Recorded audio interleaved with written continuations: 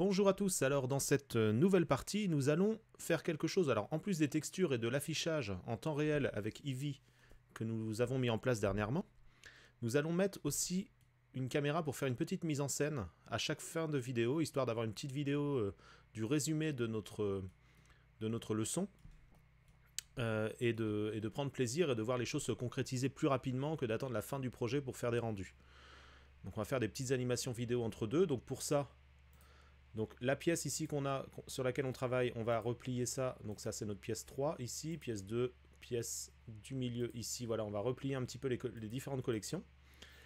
Et on a une caméra ici. Donc pour passer à la vue caméra, pour ceux qui ne savent pas encore, qui n'ont pas suivi mes précédentes vidéos, il faut appuyer sur la touche 0 du pavé numérique. Et là on passe dans la vue caméra. Moi ce que j'aimerais c'est que ma caméra se place exactement dans ma vue 3D ici, qu'elle reprenne cet angle-là que j'ai dans la vue courante tout de suite. Donc pour ça, je fais Alt plus CTRL plus 0. Et là, ça place ma caméra à l'endroit précis de ma vue ici. Le problème que j'ai aussi... Ah bon, alors moi là, j'ai réglé différemment, mais vous allez avoir un autre problème. Le problème que j'ai, c'est que dès que je déplace ma vue, je sors de ma vue caméra et ma caméra reste en place ici. Donc je rappuie sur 0 ici. Pour changer ça, alors je vais zoomer un petit peu avec la roulette, histoire de garder le cadre de la vue de ma caméra avec une petite marge autour pour voir un petit peu où on se trouve. Et je vais déplier ici mon menu de la touche N, touche raccourci N ici. Je vais dans Vue et je vais mettre Camera to View. Donc maintenant, ça y est, ma caméra est liée à mes déplacements. Donc partout où je me déplace, ça déplace ma caméra automatiquement. Donc voilà. Je vais placer ma caméra de ce côté-là et on va avancer un petit peu sur le reste. Donc maintenant, on a placé notre caméra pour la mise en scène future, mais on va aussi avancer, comme je disais, sur le reste. Alors j'appuie sur 0 pour sortir de ma vue caméra, car je trouve que ma caméra est bien placée ici. Et maintenant, je vais y voir un petit peu plus clair en augmentant ici l'intensité du ciel qu'on avait baissé pour mieux voir la lumière ici. Donc on était descendu à 0,400, on va se mettre à 0,7. Et je trouve que ce sera pas mal comme ça. On va peut-être même se mettre plus fort, on va se mettre comme au début, on va se mettre sur 1 pour avoir une bonne puissance de ciel ici, vu qu'on va travailler la texture ici de notre sol. Un tout petit peu, on va faire évoluer la texture que l'on a déjà placée. La texture qui est ici, qu'on a nommée roche, car ça veut être un sol un petit peu rocheux. Alors on pourra modifier le nom plus tard, hein, si on crée justement des roches autour et tout ça, ça on verra. Mais déjà on va se créer une texture de base qui ressemble un petit peu plus à un sol réaliste. On va quand même rester sur des bases simples pour l'instant. On va pas aller dans le détail du réalisme, mais vous allez voir un petit peu ce que ça donne. Alors déjà, notre sol, on va vérifier avec le menu N ici, dans éléments. Donc ça va correspondre à mes éléments. Donc on a agrandi largement le sol, on l'a agrandi 40 fois, comme vous voyez. Nos échelles sont étirées. C'est-à-dire qu'il va falloir appliquer nos échelles. Parce qu'en fait, en agrandissant notre sol, on a agrandi les échelles, tout simplement. Donc nous, on veut indiquer à Blender que de cette taille-là, les échelles sont de 1 sur 1 sur 1 sur 1. Donc pour ça, je clique sur mon sol ici, je fais CTRL plus A, et je mets appliquer taille et échelle. Voilà. Mes échelles sont appliquées, et justement, c'est ce qu'on aurait dû faire beaucoup plus tôt, parce qu'on se rend compte que la transformation qu'on avait fait à l'époque, avec le déplacement, etc., était 40 fois plus grande que normal. Donc là, il va falloir augmenter la force si on veut retrouver quelque chose comme on avait avant à peu près. Donc voilà, on va ajuster de façon par la suite. Maintenant, pour modifier notre texture que l'on a ici, là, qui s'appelle roche, on va aller directement dans l'interface shading. L'interface pour programmer à l'aide de nodes les shaders, pour y voir plus clair. Alors là, ça nous met sur une autre vue, une vue texture ici, et pas vue rendue ici. Donc la vue texture va être idéale justement pour voir plus facilement les modifications. Car là, on n'a pas de perte de luminosité, on voit vraiment bien la texture sur son ensemble. Donc on va se placer comme ça pour bien la voir. Et là, on aperçoit, donc j'ai ma sortie de matériaux ici, on va agrandir un petit peu.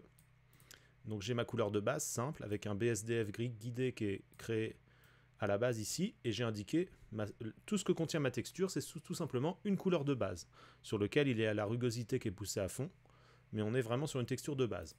Pour créer un petit peu de nuance à la texture, on va aller chercher un node de bruit, noise en anglais, si vous avez Blender en anglais. Mais là, suivez le tuto en passant Blender en français, parce que nous, on a placé Blender en français pour aider un peu les débutants qui sont un peu allergiques à l'anglais. Voilà, donc vous pouvez modifier la langue ici. Et là, pour aller chercher la texture de bruit, soit vous faites ajouter ici et vous allez chercher votre texture, ou soit vous faites un Maj plus A. Donc là, c'est la touche raccourci pour ramener le menu ajouter. Et ici, on a un petit moteur de recherche et vous tapez bruit, B-R-U-I-T. Si vous êtes en anglais, c'est noise. Mais bon, je ne vais pas y revenir à chaque fois. Mais ce ne sera pas les mêmes termes en anglais. Donc texture de bruit, ici, je la place ici. Donc maintenant, je vais relier la couleur, car c'est la couleur que l'on va modifier pour l'instant, la couleur de bruit à la couleur de base ici. Donc quand je relie ça comme ça, ça élimine la couleur de base que j'avais choisie avant et ça met une texture de bruit de base. Et vu que je n'ai pas indiqué de couleur à ma texture bruit, eh ben, Blender va utiliser toutes les couleurs possibles. Donc c'est pour ça que ça donne un côté un peu couleur essence comme ça, couleur arc-en-ciel, car ça utilise toutes les couleurs tout simplement. Si je veux indiquer des couleurs un peu plus limitées, donc avec par exemple du marron et du sombre, du noir, je vais aller chercher une autre note que je vais mettre au milieu, avec Maj plus A ici, et là je vais taper couleur, tout simplement C-O-U-L, voilà. Et là je vais prendre un dégradé de couleur, car ça va varier en fait entre deux couleurs. Hop, je clique sur le dégradé de couleur. Par défaut, là j'ai du noir et du blanc, donc ça va me créer des nuances entre le noir et le blanc, comme vous voyez ici. Donc là on ne le voit pas très clairement. Et plus vous allez rapprocher ces deux curseurs de couleurs, parce qu'on n'a que deux couleurs, mais on pourra en mettre plus, vous voyez, un petit plus là, plus on va les rapprocher, plus on va passer directement du noir au blanc. Vous voyez, si je rapproche au maximum, là, j'ai que du noir et du blanc. Et plus je vais les éloigner, plus ça va prendre en considération ce qui est entre nos deux curseurs. Et donc, ça va créer des nuances entre le noir et le blanc. Après, on peut modifier la taille et l'échelle ici de notre bruit, parce que là, on a des petites taches, mais qui ne sont pas très bien visibles. Vous voyez, si vous bougez le curseur ici, comme ça, nos taches deviennent beaucoup plus nombreuses et beaucoup plus petites. On va se rapprocher un petit peu pour voir. On va rester sur une texture simple, hein, comme je vous ai dit. Donc là, on va agrandir comme ça. On va le mettre à 100. On va garder des valeurs assez nettes. Voilà, on va le mettre à 100. Et là, on pourrait aussi augmenter le détail. Car là, on est sur une texture assez floue. Alors là, on voit pas trop la différence. Mais par contre, si on augmente la rugosité, vous allez voir un peu plus. Alors, je vais augmenter. Finalement, on va se mettre plutôt... Parce que c'est vrai que notre sol est vraiment très grand. Donc on va mettre une valeur à 500. Hop, voilà, là on voit plus de petits détails. Et là on verra plus la différence si on passe du détail. Regardez, si je mets le détail au minimum, je vais avoir quelque chose de très flou. Et plus je vais mettre du détail, plus ça va être quelque chose de précis et de détaillé. Et la rugosité va jouer aussi là-dessus. Un petit peu différemment, mais voilà, il faut pouvoir jouer avec les deux curseurs ici. Après, la distorsion, ça va distordre tout simplement nos tâches. Là on a des tâches assez claires comme ça. Plus je vais augmenter la distorsion, plus ça va me créer des nuances distordues comme ça. Donc ce serait bien par exemple pour une texture de plastique ou autre, mais là pour l'instant c'est pas trop voulu, donc je vais juste le mettre à 0.3. Voilà. Au niveau des couleurs de ma texture ici, je vais passer, donc le noir je vais le conserver, mais tout ce qui est blanc, c'est là qu'on pourrait récupérer la couleur qu'on avait avant à peu près, une couleur un peu marron. Donc je vais mettre ici, voilà, un petit peu marron là, comme ça. Et je vais assombrir un petit peu comme ça. Et là, on obtient quelque chose qui se rapproche déjà beaucoup plus de quelque chose d'un petit peu rocheux. On dirait un peu de la terre. Et pour donner un petit peu maintenant de volume à ça, ce qui serait intéressant pour créer un petit peu de détail, c'est de mettre une sorte de bump mapping, de relief de texture, on va dire, qui va permettre de placer, de creuser un petit peu tout ce qui est sombre et de rehausser un petit peu tout ce qui est clair. Ça va donner beaucoup de... parce que là, on a l'impression que le sol est très lisse, et là, ça va donner tout de suite beaucoup de détails en relief au niveau de la texture. Voilà. Donc pour ça, je vais faire un Maj plus A. Je vais aller chercher BUMP comme bump mapping. Je vais le placer ici. Et je vais modifier la hauteur. La hauteur via la couleur sombre et claire. Donc je vais me servir de cette couleur-là, histoire que ça creuse en sombre exactement comme ma texture de base. Donc je vais aller chercher ici la couleur. Donc ça peut être relié ici, mais ça peut être relié à plusieurs endroits. Et là, je vais la placer sur la hauteur. Voilà. Et ici, je vais placer la normale sur la normale. Alors c'est un petit peu plus bas.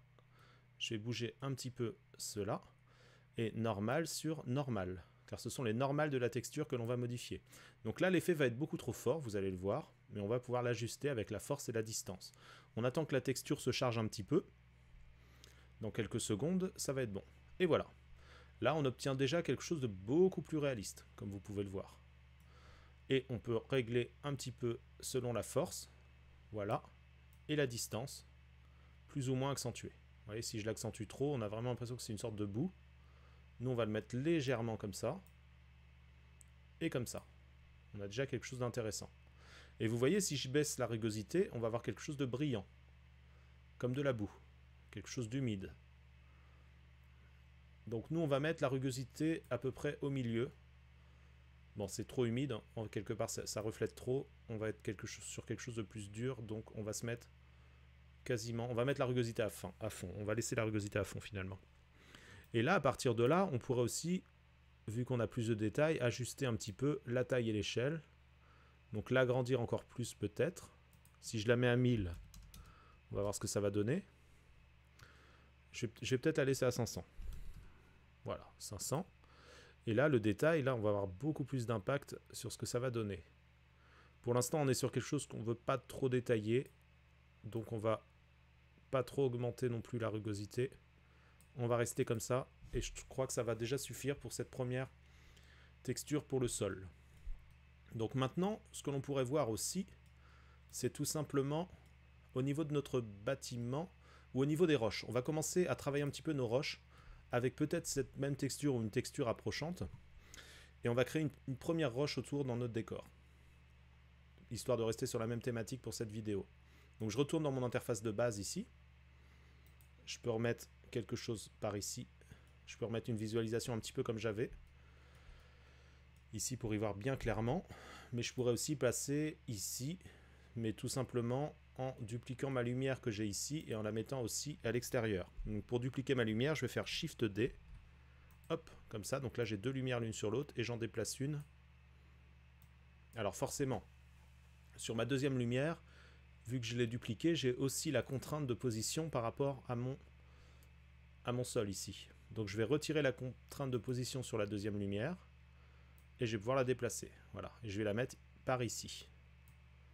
Je vais peut-être la rendre un petit peu moins forte, quoique vu que c'est une lumière extérieure, il faut qu'elle éclaire quand même. Donc voilà, et là on voit plus clairement, beaucoup plus clairement, ici.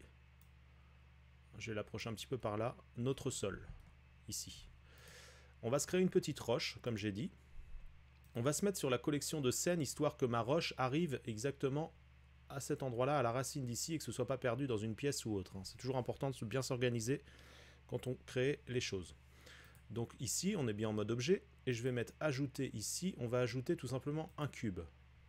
Alors vous allez me dire, c'est un peu carré pour une roche, et vous allez voir, alors je vais déplacer par ici. On va ajouter tout de suite une subdivision, mais simplement par 2. Alors la touche raccourci pour ajouter directement, on pourrait passer aussi par les modificateurs ici, mais si on veut ajouter directement une subdivision, vous faites CTRL plus 2. Et là, ça me met une subdivision par 2. On va même la mettre sur 1. Donc si je fais CTRL plus 1, ça va modifier ma subdivision. Simplement, ça ne va pas forcément créer une nouvelle subdivision. Ça modifie simplement ma subdivision en cours. Maintenant, ce que je vais faire, je vais passer en mode Edit sur mon objet. Alors en mode Edit, on va voir, vous allez voir, tabulation, ici. Donc je vois la forme qui est créée à l'intérieur et je vois mes polygones réellement créés ici. Donc moi, je vais supprimer le polygone du dessous. Alors pour sélectionner le polygone du dessous, je vais passer en X-Ray, c'est-à-dire que je vois mes polygones, je vois la transparence des polygones et je peux sélectionner ce qui est à l'intérieur. Donc là, je sélectionne le polygone du dessous et je vais le supprimer. Supprimer, face, tout simplement. Et là, voilà, je n'ai plus de polygone qui est créé en dessous, j'ai pas de polygone inutile quelque part qui pourrait me demander des ressources pour rien. Parce que vous allez me dire c'est qu'un polygone, mais non, parce que dès qu'on met des subdivisions, etc., ça multiplie bien sûr tous les polygones. Et voilà. Et si j'ai fait très peu de polygones de base et une subdivision après par la suite, c'est pour pouvoir conserver un contrôle sur la forme que je veux de ma roche. Donc là maintenant, je peux sélectionner par exemple ici un polygone et déplacer ici pour faire comme un espèce de mur, une sorte de mur de roche, et agrandir peut-être par ici. Voilà. C'est pour ça que je reste avec peu de polygones, ça me permet de garder un bon contrôle. Mais on va faire assez vite pour ce premier exemple. Donc je vais le placer ici, tout simplement. Et maintenant, ma nouvelle subdivision par 1, je vais pouvoir l'appliquer pour quand même avoir un peu plus de contrôle sur le reste de la forme. Donc je vais l'appliquer, appliquer ici, voilà. Donc j'ai ma forme ici. Et maintenant, si je passe dans tabulation, donc pour passer en mode edit, je vais retirer le X-Ray, voilà, histoire de ne pas sélectionner les polygones qui sont de derrière. Et là, maintenant, je peux très bien ajuster un peu plus précisément ma roche, comme ça, lever ici. Voilà, peut-être que là, ici, je vais peut-être étirer un peu par là, et un petit peu par là, ici. Tout simplement. Et à partir de là, maintenant, si je reviens en mode objet, ici, je peux recréer une subdivision pour l'ensemble de ma roche. Donc attendez, subdivision de surface ici. Donc ça va m'adoucir un petit peu tout ça. Par contre, je pense toujours à appliquer mes échelles quand j'ai fait des transformations. Donc CTRL plus A et j'applique taille échelle. Voilà. Et là, à partir de là, donc j'ai plus de polygones à utiliser. Je vais multiplier même par 2 les polygones ici. Et si je veux créer une surface un peu plus variée comme ça, je ne vais pas déplacer chaque polygone et tout, ce sera un peu long. Je vais tout simplement aller chercher un modificateur de déplacement ici. Je vais aller chercher une texture ici qui serait peut-être une texture donc nouvelle ici. Hop, je vais prendre une texture de bruit ou de marbre peut-être finalement. Marbre ici comme ça. Je vais réduire la force de l'influence de ma texture. Je retourne dans le modificateur, je vais mettre très léger comme ça, 0.2. Et maintenant voilà, ça me crée des espèces d'aspérité au niveau de ma texture de déplacement ici. Alors ça se sert de tous les polygones, le déplacement se sert de tous les polygones qui sont créés par ma subdivision. Si j'augmente, je vais avoir une forme encore plus précise ici. Et si je rajoute une subdivision plutôt après, ça va m'adoucir la forme créée. Subdivision de surface, et là ça me l'adoucit. Je peux augmenter ici, pour créer un petit peu plus de détails ici. Voilà. Maintenant, ici je vais faire un ombrage lissé. Hop. Et je vais ajouter la même texture peut-être que pour le sol. Donc je vais dans les textures ici et je vais sélectionner la texture ici de roche. Pas besoin peut-être de créer une autre texture pour l'instant. Donc je vais la ravancer un petit peu pour la photo finale. Et là, j'ai ma caméra maintenant. La nouvelle lumière que j'ai créée ici, je vais la réduire un petit peu. Je vais la mettre à 200 watts. Voilà. Je pourrais mettre une lumière peut-être un peu d'une autre couleur, un peu jaune. Un peu une couleur comme ça, jaune, pour retirer un petit peu l'effet halogène ou LED, mais faire un effet un petit peu plus ancienne lumière. Je pourrais même la rajouter près de la roche ici pour voir un petit peu mieux notre scène. Et voilà. Ici, je vais la mettre en surbrillance comme ça. Et je vais placer en vue caméra. Donc je vais passer ma caméra dans ma vue, donc Alt CTRL 0. Je vais la reculer un petit peu comme ça. Pourquoi ne pas aussi mettre un petit peu de profondeur de champ pour terminer la vue de ma vignette. Je vais réduire ce menu là aussi pour que ce soit un peu plus clair. Un petit peu de profondeur de champ, pour ça je vais cliquer sur ma caméra. Ici, le réglage de caméra, je vais cocher la profondeur de champ. Je vais déplier la profondeur de champ et indiquer à l'endroit où je veux que ce soit net. Alors je vais réduire l'ouverture totalement pour que ce soit flou vraiment partout. Et je vais modifier, voilà, la profondeur jusqu'à temps que, par exemple, la porte soit nette, ici, histoire de bien régler. Et après, je peux augmenter l'ouverture, que je vais placer, histoire que ce soit pas net partout, que je vais placer à 0.6 ou 0 ou à 1 tout simplement. 1.4 pour être sur des ouvertures un peu plus présentes dans les objectifs réels. Et là, je peux voir que si je désactive ici tous mes repérages ici, eh ben, j'ai quelque chose d'intéressant comme ça. Voilà. Et donc, ce sera, je replace un petit peu mieux ma caméra. Et donc, ce sera la photo pour la vignette de cet épisode-là. Hop, je replace un petit peu mieux. Peut-être un peu plus comme ça, comme ça. Voilà. Et ce sera la photo pour la vignette de ce nouveau chapitre. Je vous retrouve très bientôt dans une prochaine vidéo. Et surtout, n'hésitez pas à vous abonner et à liker, histoire de pouvoir soutenir la chaîne. À bientôt!